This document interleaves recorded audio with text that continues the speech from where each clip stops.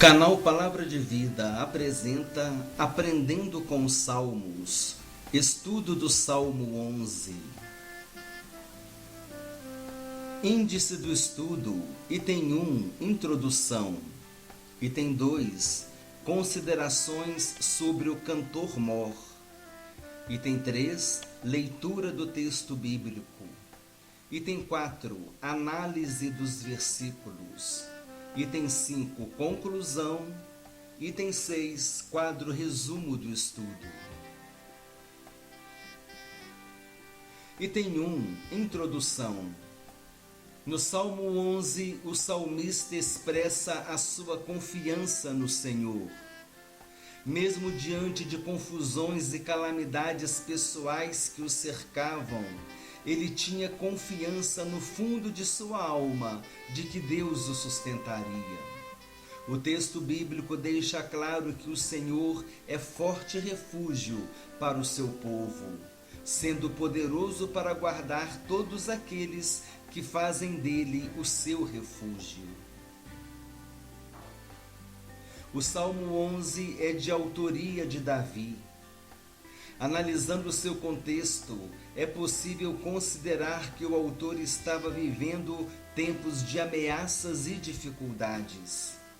Esse salmo foi encaminhado ao cantor mor, para que pudesse ser usado nas celebrações públicas de adoração em Israel.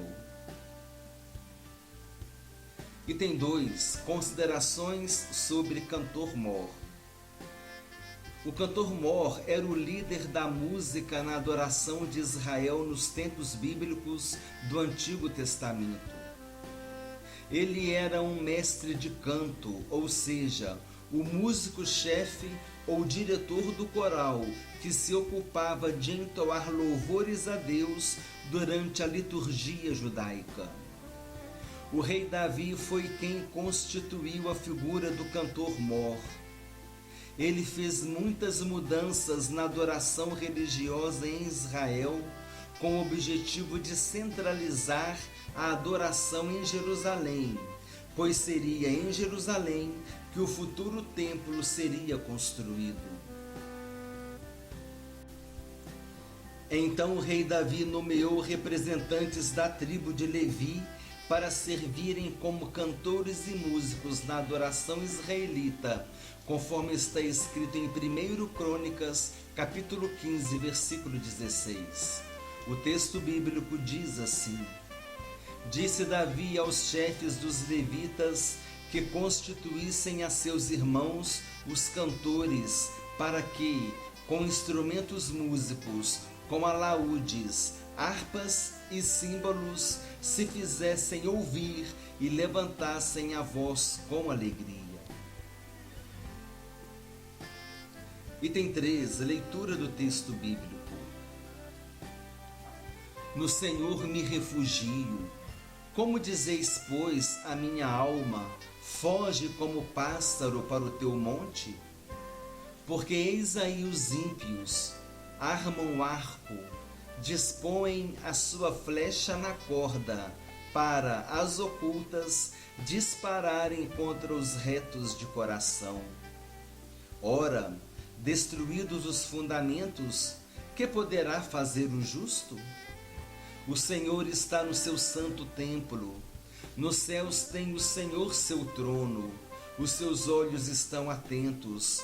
As suas pálpebras sondam os filhos dos homens. O Senhor põe à prova ao justo e ao ímpio, mas ao que ama a violência, a sua alma o abomina. Fará chover sobre os perversos brasas de fogo e enxofre, e vento abrasador será a parte do seu cálice. Porque o Senhor é justo, ele ama a justiça, os retos lhe contemplarão a face. Item 4, análise dos versículos. Versículo 1. No Senhor me refugio. Como dizeis, pois, a minha alma, foge como pássaro para o teu monte? A expressão no Senhor me refugio demonstra a confiança que o salmista tinha em Deus. Foge como pássaro nos dá a entender que os inimigos do salmista diziam que era para ele fugir assustado, indefeso, como um pássaro que foge para o seu ninho no monte. Mal sabem aqueles que não conhecem a Deus, que é exatamente assim que faz o homem que confia no Senhor. Ele busca refúgio debaixo das asas do Altíssimo.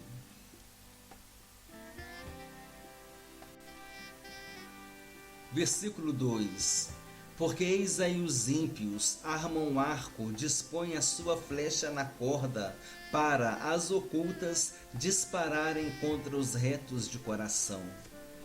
Esse versículo mostra como os ímpios se levantam astutamente contra os servos de Deus. Armar o arco e dispor a flecha para dispararem as ocultas mostra a estratégia daqueles que não temem a Deus, que armam ciladas para atingir os filhos do Altíssimo. Podemos nos lembrar de Daniel, de como os ímpios armaram uma cilada para ele, mas o fim que desejavam para Daniel recaiu sobre eles. No Salmo 57, versículo 6 está escrito: Armaram um laço para os meus passos, a minha alma ficou abatida.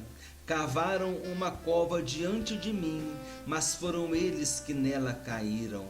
Isso mostra como vale a pena fazer do Senhor o nosso refúgio.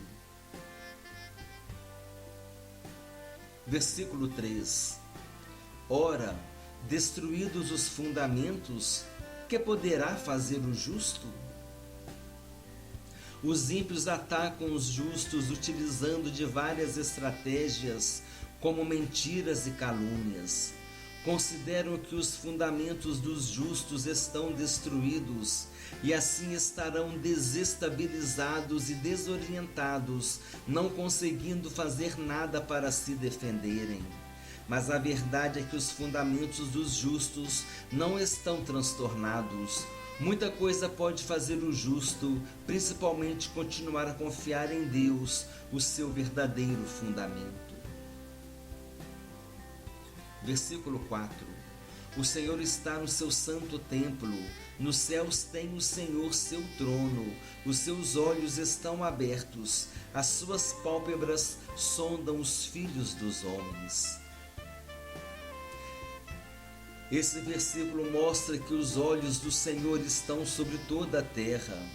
Deus está no seu santo templo, Deus está no seu santo trono, reinando e dominando com soberania e poder.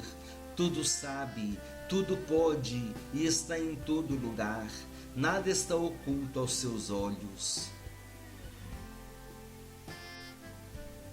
Como podemos ler em Hebreus capítulo 4, versículo 13, não há criatura encoberta diante dele.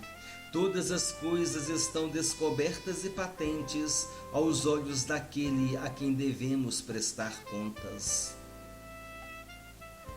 As suas pálpebras de Deus sondam os filhos dos homens, assim como alguém que aproxima os seus olhos para observar mais de perto e atentamente um objeto de seu interesse. Versículo 5: O Senhor põe à prova ao justo e ao ímpio, mas ao que ama a violência, a sua alma o abomina. Deus permite que o justo passe por provações, por provas, com o intuito de aprová-lo. O ímpio permanece no seu mau caminho, fazendo o que desagrada a Deus. Eles amam a violência e fazem coisas abomináveis diante de Deus. O Senhor se aborrece de todos os que assim procedem. A palavra aborrecer na Bíblia tem um significado muito profundo, podendo ser associado à rejeição. Deus se aborrece do ímpio, pode ser entendido como Deus rejeitar o ímpio. Então a palavra aborrecer na Bíblia pode também trazer a ideia de rejeição. Quando Deus se aborrece de alguém, Ele está rejeitando essa pessoa. Versículo 6. Fará chover sobre os perversos brasas de fogo e enxofre, e vento abrasador será parte do seu cálice. Chover brasas de fogo e enxofre pode ser entendido como o juízo de Deus sobre o ímpio que faz o que é mal diante do Senhor. Muitas vezes o fogo e o enxofre nas Escrituras estão associados ao julgamento de Deus. Impossível nós não nos reportarmos às cidades de Sodoma e Gomorra, que por causa de seus vis pecados foram sentenciadas por Deus com essa terrível destruição. Literalmente, como no caso de Sodoma e Gomorra, ou em sentido figurado, certamente que essas palavras, chover sobre os perversos, brasas de fogo e enxofre e vento abrasador, trazem consigo o grande peso que é cair nas mãos do justo juiz de toda a terra. Em Hebreus capítulo 10, versículo 31, o escritor da epístola nos adverte dizendo: horrível coisa é cair nas mãos do Deus vivo. Será a parte do seu cálice ou porção do seu copo? Esses termos indicam que os ímpios, justamente julgados, receberão a justa medida de condenação que eles merecem. Versículo 7. Porque o Senhor é justo, Ele ama a justiça, os retos lhe contemplarão a face. Esse versículo traz tranquilidade e segurança para o correto de coração. Ele sabe que Deus é justo e que Ele ama a justiça. Ele sabe que Deus olha favoravelmente para os retos de coração. Sabe que Deus fará o que é correto. Ninguém escapará de seu julgamento se for pesado na balança e achado em falta. Enquanto para os ímpios e para os que desprezam a Deus, um terrível julgamento está reservado, para os retos e todos aqueles que se esforçam em fazer a vontade do Eterno, está reservado o privilégio de contemplar a sua face e usufruir de sua presença.